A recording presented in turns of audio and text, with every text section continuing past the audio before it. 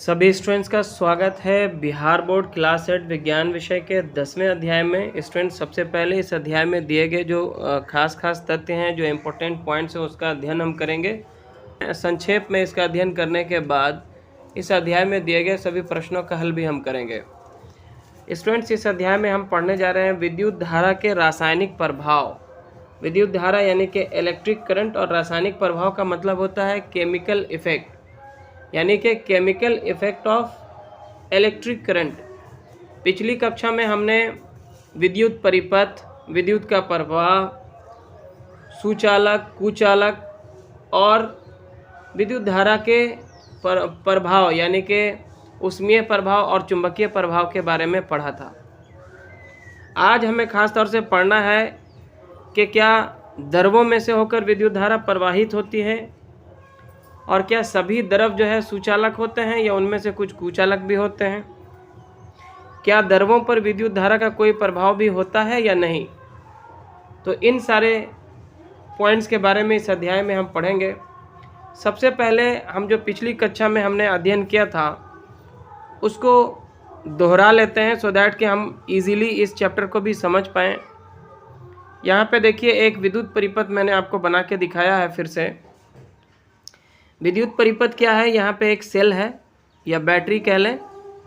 दो से अधिक सेलों को जब हम जोड़ देते हैं तो बैटरी हो जाता है। बैटरी या फिर सेल में जो है एक तरफ ऋणावेश होता है, एक तरफ जो है धनावेश होता है। मान लिया जाए कि यहाँ पे ऋणावेश है, यहाँ से एक वायर लेके हमने इसके चूड़ी में लपेट दिया, और यहाँ से एक धनात्मक जो सिरा है, यहाँ से एक वायर लेते हुए स्विच में जोड़ा, और स्विच से होते हुए एक वायर जो है ये बल्ब के जड़ में हमने लगा दिया। जैसे ही हम स्विच ऑन करते हैं तो परिपथ पूरा होने पर ये वायर इसमें सट जाएगा स्विच ऑन होने पे, और परिपथ पूरा होने पे बल्ब जो है वो जलने लगता है। और ये किस प्रकार होता है, जलता क्यों है? जैसे ही हम इसका स्विच को ऑन करते हैं तो धारा का प्रवाह होने लगता है, इलेक्ट्रिक करंट जो है पास होने लगता है, और परिपथ पूरा होने पे बल्ब जल जाता है। जैसे ही हम स्विच ऑफ करते हैं तो फिर से ये जो वायर है यहाँ से अलग हो जाता है। जैसे ये अभी अलग ही है, ये ऑफ अवस्था में दिखाया गया है। तो अलग होने पर जो है परिपथ टूट जाता है, और धारा का प्रवाह रुकने के कारण बल्ब जो है जलना बंद कर देता है। इसके अतिरिक्त हमने स्टूडेंट्स सीखा था कि कुछ ऐसे पदार्थ होते हैं जिनसे होकर धारा का प्रवाह होता है।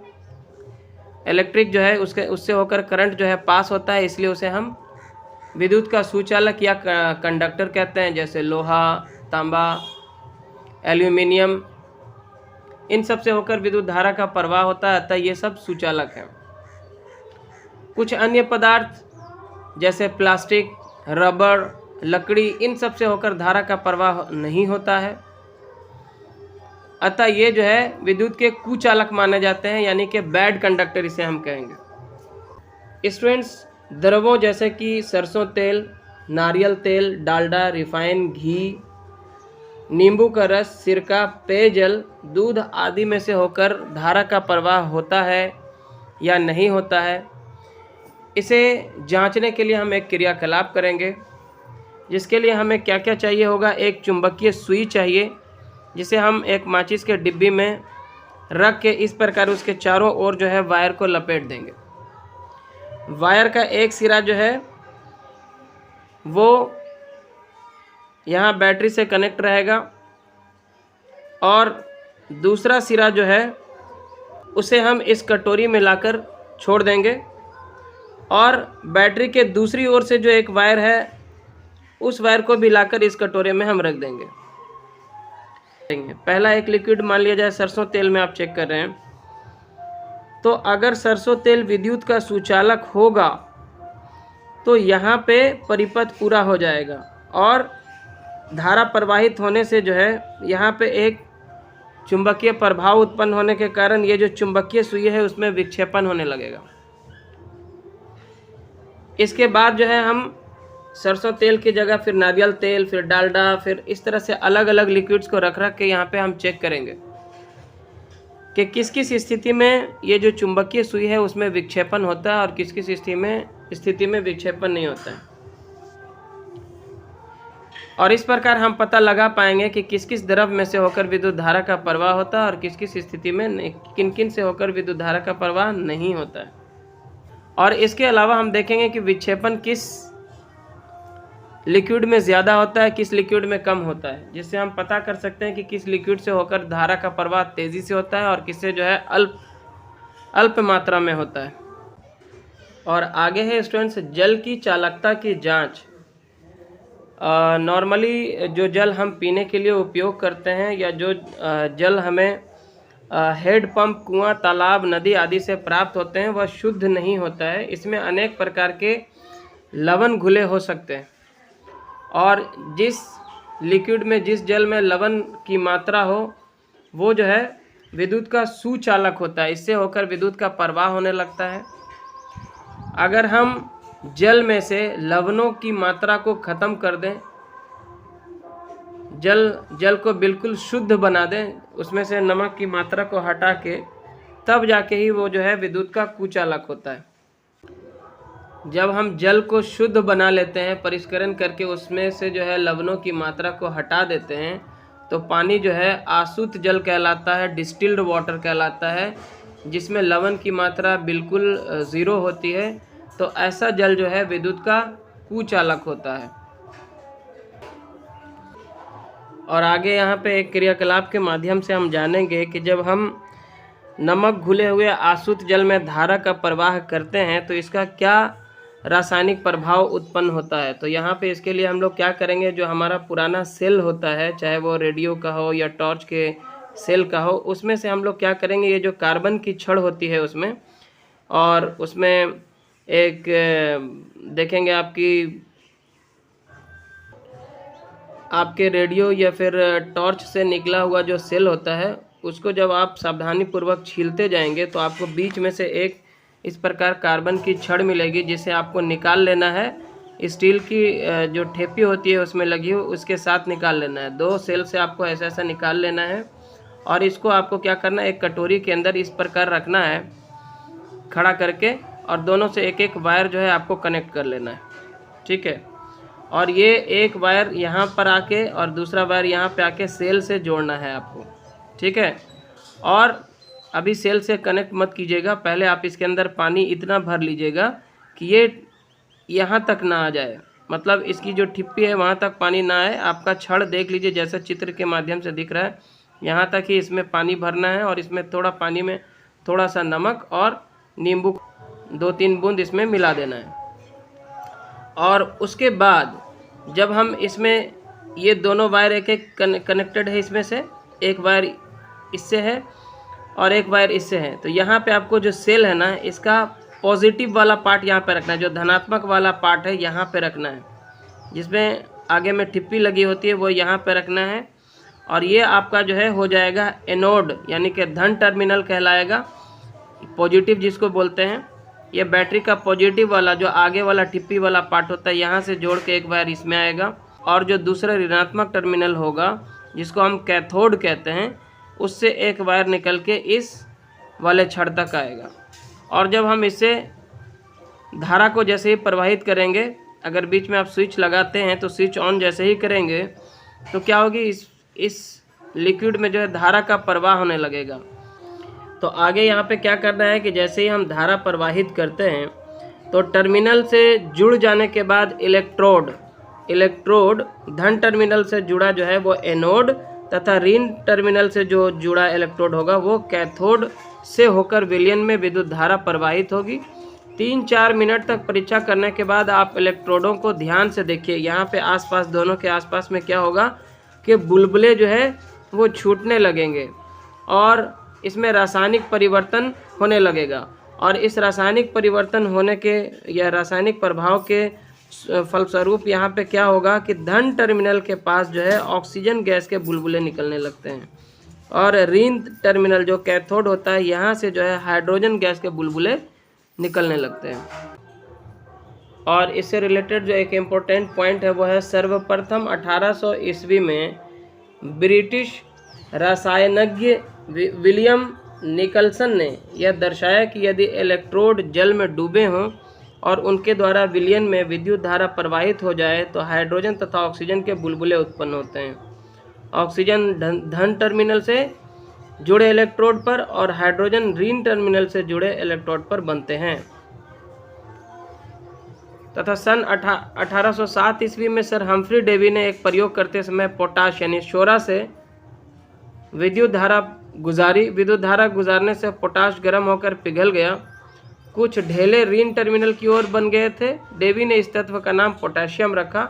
उसी प्रकार उन्होंने सोडियम, कैल्शियम, स्ट्रांशियम, मैग्नीशियम और बेरियम धातुओं का पता लगाया।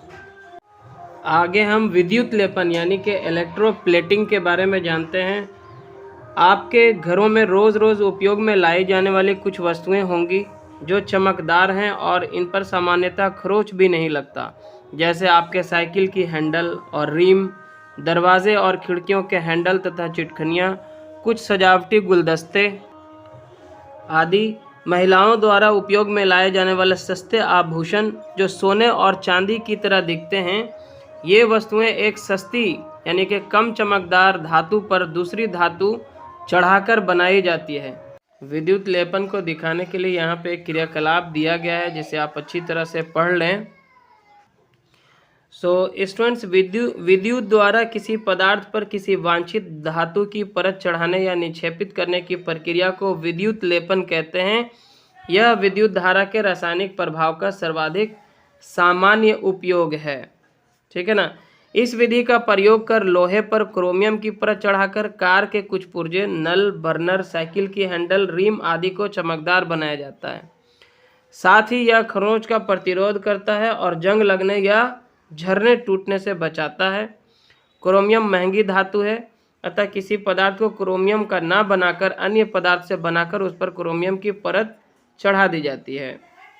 आभूषण बनाने में सस्ती धातुओं के आभूषण बनाकर उस पर सोने अथवा चांदी का विद्युत लेपन किया जाता है, जिसे देखने में तो ये सोने चांदी सा दिखे पर सस्ते हों।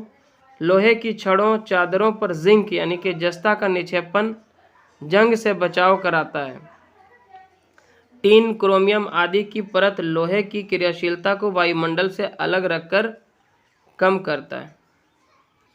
इस प्रकार इस अध्याय के जो मुख्य बिंदु हैं एक बार दोहरा लेते हैं कि कुछ द्रव विद्युत के सुचालक होते हैं और कुछ अल्पचालक।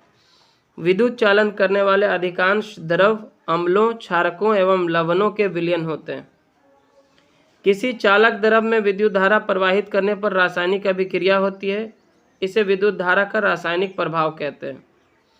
विद्युत धारा द्वारा किसी पदार्थ पर वांछित धातु की परत निक्षेपित करने की प्रक्रिया को हम विद्युत लेपन कहते हैं। और आगे इस अध्याय में दिए गए सभी प्रश्नों का हल हम आपको बताते हैं। पहला प्रश्न है, रिक्त स्थानों की पूर्ति कीजिए। का नंबर है, किसी विलयन में विद्युत धारा प्रवाहित होने पर खाली स्थान प्रभाव उत्पन्न होता है, तो यहाँ आपको भरना है रासायनिक। दूसरा है, वांछित धातु को किसी पदार्थ पर निक्षेपित करना खाली स्थान कहलाता है, तो यहाँ होगा आपका विद्युत लेपन। गा नंबर है, नमक मिले जल में विद्युत धारा प्रवाहित होने पर ऑक्सीजन खाली स्थान टर्मिनल पर, हाइड्रोजन खाली स्थान टर्मिनल पर मिलता है, तो ऑक्सीजन एनोड टर्मिनल पर और हाइड्रोजन कैथोड टर्मिनल पर मिलता है, तो आपको यहाँ एनोड भरना है, यहाँ कैथोड भरना है। अगला है, विद्युत चालन करने वाला अधिकांश द्रव खाली स्थान और खाली स्थान के विलयन होते हैं, तो यहाँ आपको भरना है अम्ल, क्षार और लवण। विद्युत चालन करने वाला अधिकांश द्रव अम्ल, क्षार और लवण के विलयन होते हैं। अगला प्रश्न है, चित्र में दिए गए द्रव में टेस्टर परिक्षेत्र का तार डालने पर बल्ब नहीं जलता पर चुंबकीय सुई विक्षेपित होती है, इसका क्या कारण है, व्याख्या कीजिए। तो लिखेंगे, जब हमारे टेस्टर यानी कि परिक्षेत्र के खुले तार एक दूसरे को ना छूते हों परंतु नज़दीक हों तो चुंबकीय सुई विक्षेपित हो सकती है। हमें ज्ञात है कि इन दोनों सिरों के बीच हवा है जो विद्युत का हीन चालक है, पर नमी बढ़ जाने या विभव बढ़ जाने पर यह सुचालक की तरह कार्य करने लगता है। तो इसे आप सावधानी पूर्वक लिख लें। और अब अगला प्रश्न है कि क्या शुद्ध जल विद्युत का चालन करता है? यदि नहीं तो इसे चालक बनाने के लिए क्या करना होगा? तो हम लिखेंगे शुद्ध जल विद्युत का चालन नहीं करता है, इसे चालक बनाने के लिए इसमें लवण मिलाना होगा। आगे है, अपने आसपास दिखने वाले विद्युत लेपित वस्तुओं की सूची निम्न प्रकार बनाइए। आपको क्या करना है? विद्युत लेपित वस्तु बताना है, फिर किस पदार्थ पर उसको चढ़ाते हैं और किस धातु का जो है लेपन होता है उस पर। तो इसका उत्तर यही है। यहाँ पे आपको बना हुआ है पुस्तक में पूरा इस तरह से, आपको सिर्फ यहाँ पे भरना है बीच में। देखिए, सबसे पहले हम लिख सकते हैं, देखिए इस तरह से आपका पुस्तक में बना हुआ है विद्युत लेपित वस्तु, जैसे कि साइकिल की हैंडल किस पदार्थ पर? लोहा पर। और किस धातु का लेपन होता है? तो क्रोमियम का लोहा पे होता है। इसी तरह से और आगे आप लिख सकते हैं जंगरोधी छड़, ये लोहे का होता है, इस पर जिंक का जो है हम लेपन कर देते हैं। उसके बाद सस्ती आभूषण, सोने की जो सस्ती आभूषण होती है वो एक्चुअली टीन का होता है, उस पर सोने का जो है लेपन किया जाता है। सस्ती चांदी की आभूषण, ये एल्यूमिनियम का होता है आभूषण, और इस पर चांदी की परत चढ़ा दी जाती है। अंतिम प्रश्न है कि क्या तेज वर्षा के समय लाइनमैन के लिए बाहरी मुख्य लाइन के तारों की मरम्मत करना सुरक्षित होगा? तो हम लिखेंगे तेज हवा के समय वायु में नमी यानी कि पानी के कण मिल जाते हैं, जिससे वायु विद्युत का सुचालक हो जाता है और इससे लाइनमैन को खतरा हो सकता है, तो इस समय उसे काम नहीं करना चाहिए। तो इस प्रकार स्टूडेंट्स इस अध्याय में यहीं तक। आई होप कि आपके लिए ये वीडियो हेल्पफुल रहा होगा। अगर अच्छा लगा तो लाइक करें, शेयर करें अपने दोस्तों के साथ, और चैनल पर नए हैं तो सब्सक्राइब ज़रूर कर लें। Thanks for watching.